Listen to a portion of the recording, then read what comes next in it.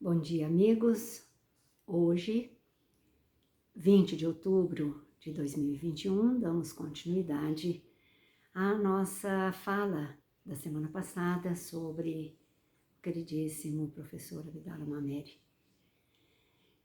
Então, ele jovenzinho, como aluno do colégio, ele frequentava a biblioteca do colégio, que era uma biblioteca maravilhosa, fantástica.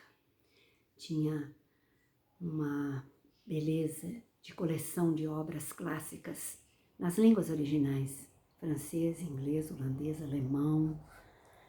E o professor Abdala lia com facilidade as obras em francês.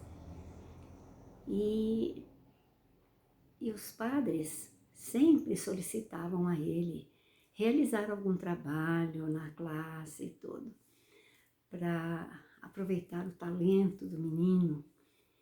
E ele já escrevia poesias, sonetos, e publicava nos jornais da cidade.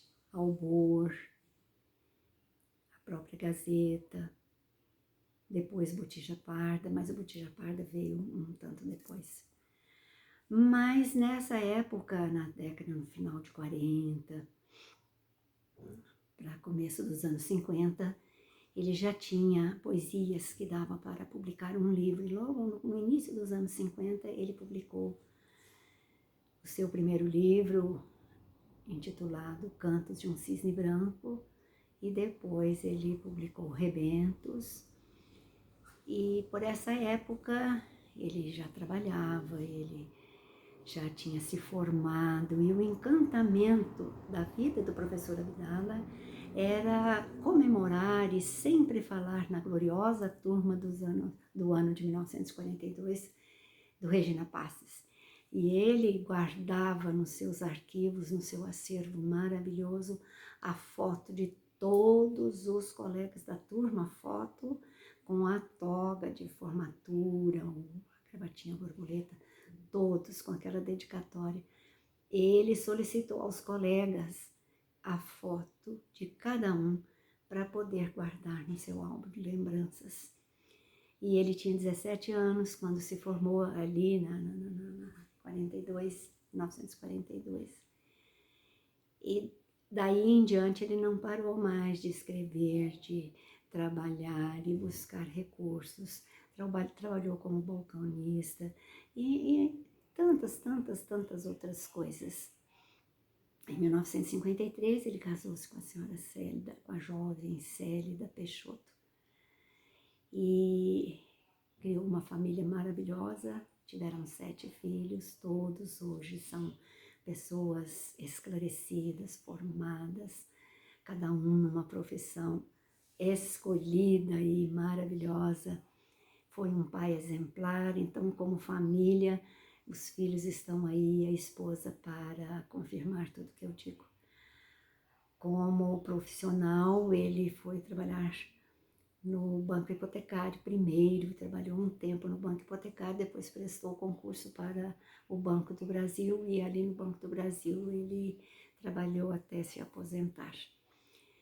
E aí, em toda essa tarefa, ele não parava, mesmo lá no banco, ele estava trabalhando, atendendo o balcão, atendendo funcionários, realizando as tarefas que lhe eram designadas, e escrevia cartas, e eu no correio todos os dias, porque eles só andavam com um calhamaço de envelopes e jornais e revistas debaixo do braço. E gostava muito de andar a pé. Ele não era muito de carro e nem dirigir pela cidade, não. Então, a professora Abdala foi essa pessoa que deixou um exemplo de trabalho, perseverança, de luta, porque ele não se entregava assim, vamos fazer isso assim, não deu certo, larga para lá. Não, ele não era assim, ele persistia. Em tudo, Araguari agradece a Abdala Mameri, em todas até na estrada da rodovia ali que passa para Brasília, a nossa rodovia aí, na BR-050, ele foi um dos que batalhou para que a estrada passasse por aqui, porque o traçado não era aqui, mas ele mostrou pelo mapa da cidade, isso tudo registrado com fotos, ele com os amigos, com os mapas na mão, defendendo o traçado da estrada, da rodovia, e até isso. Mas as escolas, a telefônica, tudo que de grande e de bom, assim, que Araguari teve, assim, se não o início, a ideia e a busca para conquistar aquela instituição, ele estava junto com os batalhadores, os trabalhadores, foi vereador por um mandato e lutou muito pela cidade, mas eu mesma dizia para ele, seu Abdala, o senhor não precisa de cargos para poder trabalhar e fazer as coisas e lutar pela nossa cidade, porque o senhor já o faz espontaneamente. Então, ele teve a ideia de fundar a academia, convidou amigos, cultos, literatos, escritores, poetas, gente de cultura para uma reunião, e a academia foi fundada a 6 de agosto de 1968, então completamos agora 53 anos de fundação. E em seguida, logo alguns meses depois da criação da fundação, a criação da Academia de Letras, ele criou o concurso, que hoje é um concurso respeitado, nacional e, vamos dizer, internacional também, porque este último ano agora, nós, em 2020, nós recebemos trabalhos, poesias e contos de pessoas de Portugal, da França, dos Estados Unidos. Então, esse concurso ficou muito difundido, porque nós temos brasileiros que moram nessas cidades, e nem só por isso, porque a professora Abdala mandava o regulamento do concurso para todos os jornais do Brasil. Ele tinha um acesso maravilhoso a todos os jornais e instituições, por ele ser também jornalista, né? Então, é maravilhoso lembrar as coisas que o professor Abdala fazia e fez durante toda a sua vida. Ele visitava as escolas, até as escolas rurais.